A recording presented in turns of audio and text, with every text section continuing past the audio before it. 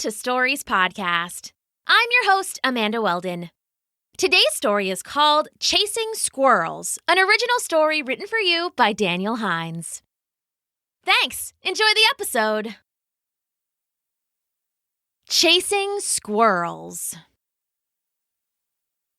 There are a lot of great walks in a dog's life. There's the first walk of the morning after a good stretch where you can mark your territory all over the block. There's the walk around a new park with strange smells and fuzzy friends. There's even a few brisk walks a year when the human decides to try out jogging and you can feel the wind in your ears. But for Charlie the Mutt, there was one walk that was his favorite beyond all the others. There was one walk that came around just once a year and offered the best smells a dog could ever hope to smell. There was one walk that Charlie looked forward to all the long, dreary months of winter. "Oh, it's the first walk of spring!" he bellowed, practically leaping out the apartment door. He pulled at his old red leash, not even caring that his collar was tight against his broad neck. "Oh, easy, buddy," laughed his owner. She called herself Jane, and she laughed all the time. She was the best, and Charlie loved her very much. "We don't bark like that, remember?" Charlie hung his head so she'd know he was sorry, but he couldn't help it if his tail kept wagging. It was the first walk of spring, and they were going on their favorite little trail through the woods. Their new apartment had a real forest nearby, and they got to walk in it almost every day. During the winter, it had been pretty quiet, but now it was spring. Charlie couldn't help but strain at his leash. They made their way through the neighborhood, and when the concrete turned to dirt, they entered the woods. Charlie was instantly overwhelmed by the sheer life of it all. The flowers were blooming, sweet and fragrant. The earth was wet and rich and muddy with worms to roll in, and best of all, bushy squirrels were rustling back and forth. "Squirrels! Squirrels!" he barked, lunging into the trees. His leash drew him up short, and Jane grunted and laughed. "Hey, you gotta relax," she said, squatting to scratch behind his ears. "You can't go barking up a storm and yanking on your leash every time you see a squirrel. It's spring. There's gonna be a lot of squirrels, bud." Charlie wagged his tail and licked her face. Of course he would control himself.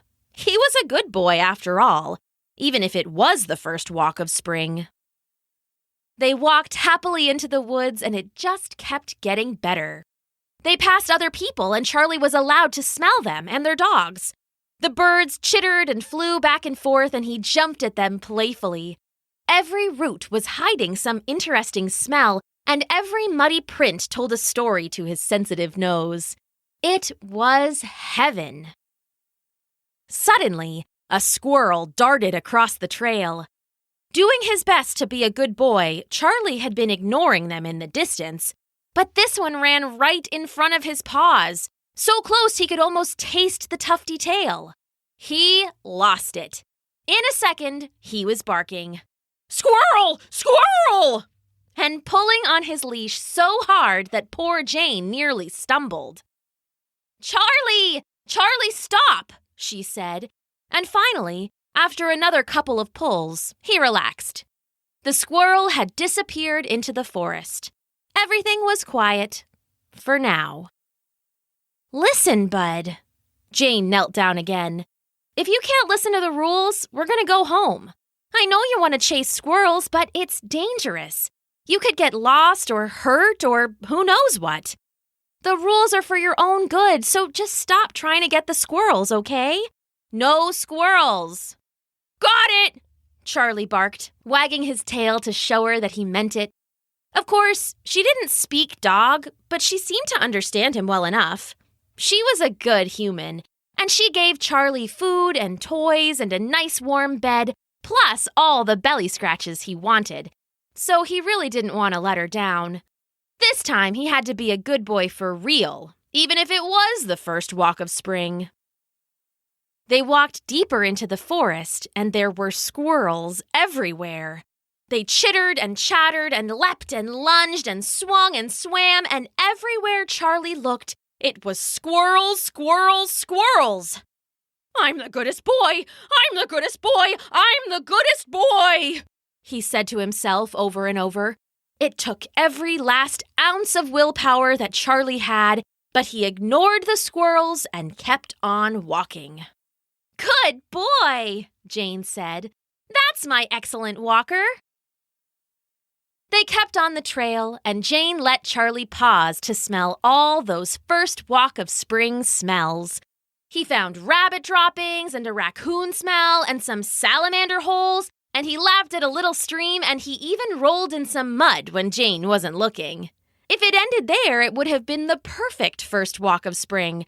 But of course, it didn't end there. They were about halfway through the walk, deep into the woods, when Jane stopped and reached into her bag. Charlie immediately sat, his mouth watering. He knew treat time when he saw it. You've been such a good boy about the squirrels, she said, pulling out a peanut butter treat. Here you go. She threw it in the air, and Charlie launched up to catch it. Unfortunately, he wasn't the best at catching treats, and it bounced off his snout and rolled into the dirty path.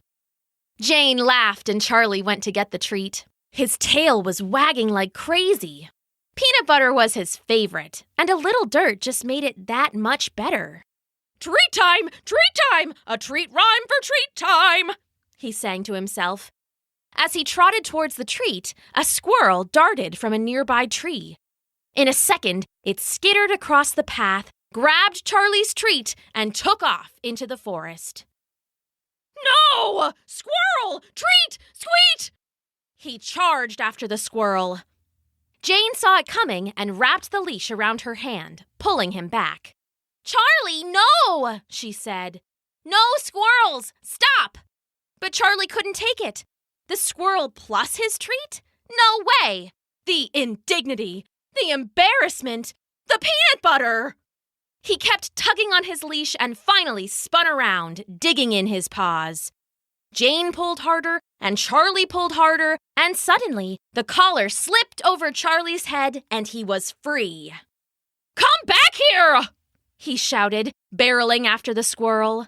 He could still see his treat, hanging out of either side of the little thief's mouth. Charlie!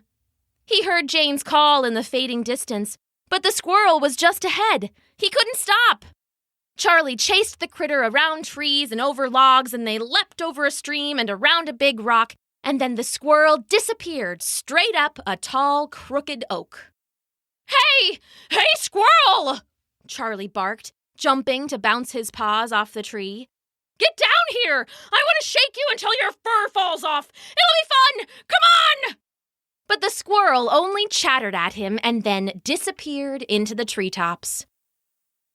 Oh, good-for-nothing squirrels! Charlie grumbled to himself, scratching behind his ears. Can't even let themselves be chew toys! Charlie turned around to head back to Jane, but he only saw a wall of trees and bushes and shadows. He turned the other way and saw the same. Jane? Charlie barked weakly, but when he listened close, he only heard the strange sounds of the forest. Suddenly, Charlie realized he had chased that squirrel for an awfully long way, and he was definitely, completely, totally lost.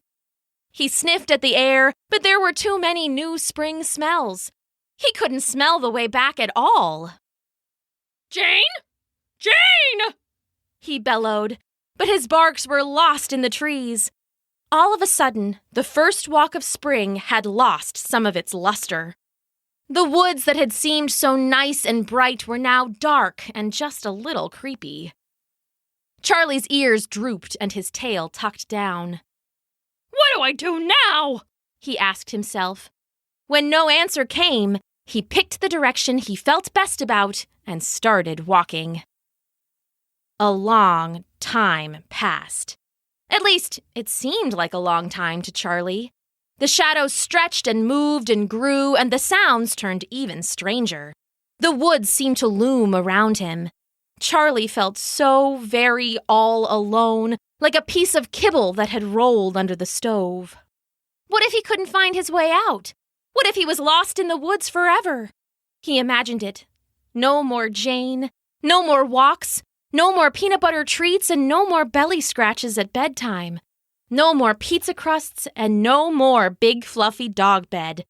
What had he done? Why had he ever run? Charlie started to tear through the woods, panic gripping him. He ran around rocks and trees and hills, but no matter which way he went, the woods just seemed to get deeper and darker. That rock even looked familiar. Was he going in circles? He was never going to get out. "Jane!" he barked, but it felt quiet, even to his sensitive ears. Like a cruel joke, everywhere he walked, he kept seeing more squirrels. He didn't have the heart to chase them anymore. He wished he had never chased them. He wished he had listened to Jane. If he had just done what she asked and not been so impulsive, he would probably be sprawled out in the back seat of her car right now. But no, he just had to chase the squirrels. So instead of hanging his head out of the car window, feeling the breeze in his fur, he was walking in miserable circles through the woods. Now he would have to drink from streams instead of his big, clean bowl.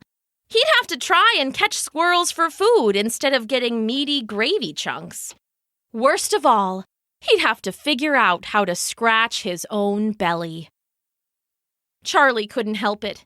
He started to howl.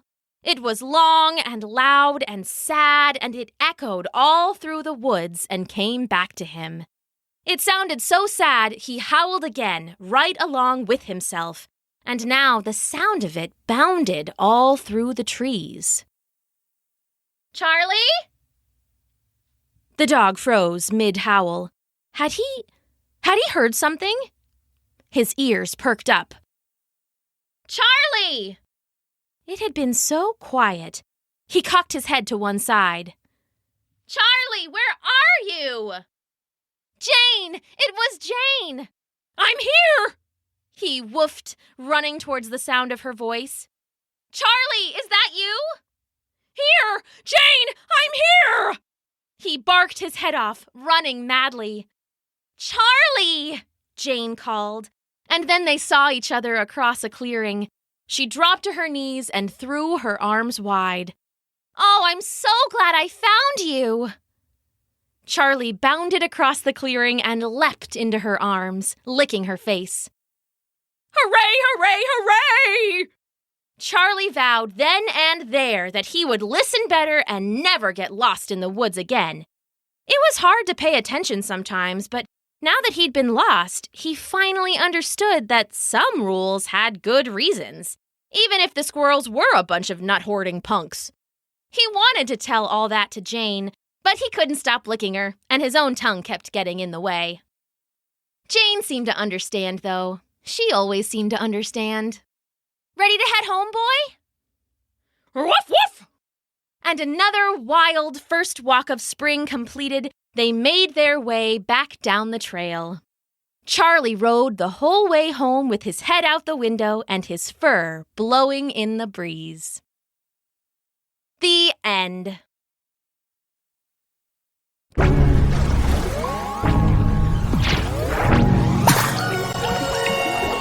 Thanks for listening.